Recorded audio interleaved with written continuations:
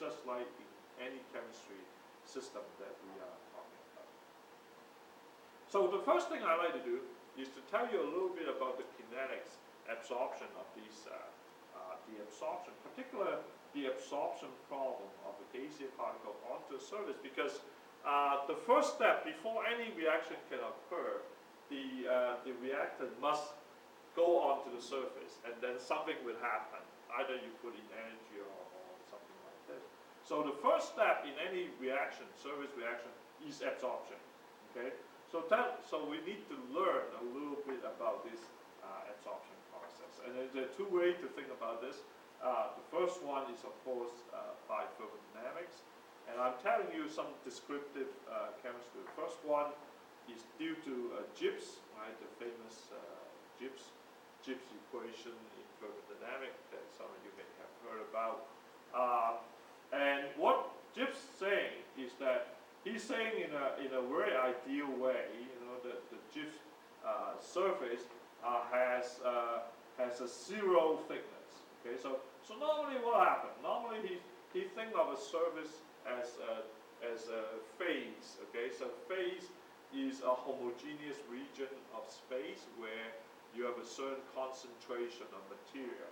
Okay, so in this case you have alpha and beta in a real system. You have alpha and beta phase. Okay, so in this phase you can think in terms of solid, liquid, and gas, right? Liquid and gas. So in the liquid phase, it could be a beta. In the alpha phase, it could be a gas phase.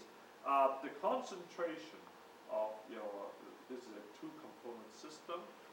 Concentration could be high, right? Because you can pack more material in your liquid phase. Liquid or solid phase is fine. You can think of it of any condensed phase, it would be okay. And then if you go into the vapor phase, the concentration will go down, right? The concentration will go down.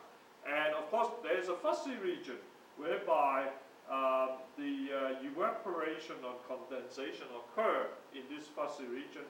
And of course, the concentration will change from here down to here or here down to there. And there may be some complicated thing occurring in this condensation region due to collision processes. Okay, so this is what happened in real system.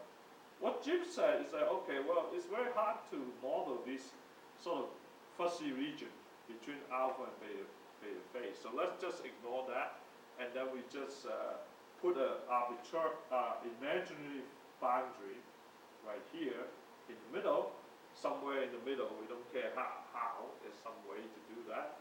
And then we just say that, well, in the beta phase, it changes all the way up to here, and then it changes up abruptly onto the other plane. Once you go from this side to the other side, it changes abruptly from C2 beta to C2 alpha, like this. There's no continuity between the two. So it basically, he has an imaginary dividing line to call this surface. So it's not a realistic surface. It's just a mathematical way of treating the two phases, two bulk phases, where he effectively ignored the interesting thing that could happen in the interface region that you have. Okay. So this way, if you do it this way, then things become very easy to model because you don't need to think about how the concentration change in the interface region. Now Langmuir did it slightly differently. So Langmuir assumed, so this is known as the Gibbs model. So if you come across people talking about Gibbs model for thermodynamics, you should think about it's not a real surface, it's just an imaginary surface in treating thermodynamic parameters. And in the case of Langmuir, Erwin Langmuir, who won the Nobel Prize in the guy who come up with surface chemistry, idea of surface chemistry in the early 50s. I think he won the Nobel Prize in early 50s for understanding surface chemistry. Come up with this model that you have. Okay, so if you so he used this so-called ideal gas ideal lattice gas model. Okay, so ideal means that there's no interaction between your particle as in normal ideal gas. And he basically say, okay, well, you have these non-interacting gas particles, and then you have n of those, and then you have m of these absorption sites. Okay, so m can be your surface site, and n can be your absorbate.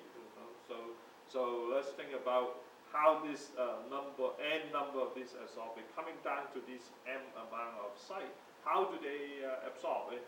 And one thing he said is that, well, in order to simplify the problem, we must assume they have the same absorption energy. So same energy is required to absorb these particles. They are identical particles, so they should have identical absorption energy. They are identical absorption site, so they should not introduce different energies. Of course, this conclusion of ideal particle and ideal site are not quite true in the case of real system. But it's okay. We use it as a first approximation. Okay.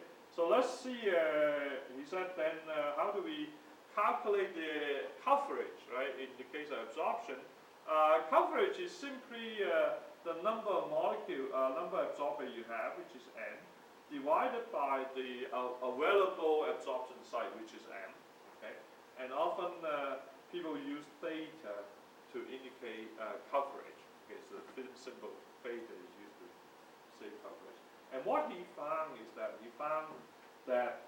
because here we are talking about gaseous particles, so it has to deal with concentration. So effectively, he said that this coverage is depending on concentration divided by 1 plus the concentration. Chi here is the mole fraction, and P is the partial pressure of the gaseous particle. So mole fraction times, P here is actually the total pressure.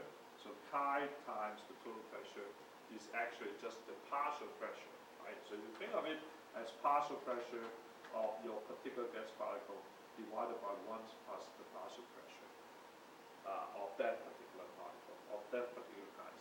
So it could be nitrogen, and it could be oxygen, and so forth. That's why you have this P is the total pressure, and chi of particular material, or nitrogen or oxygen, will change depending on what material you have.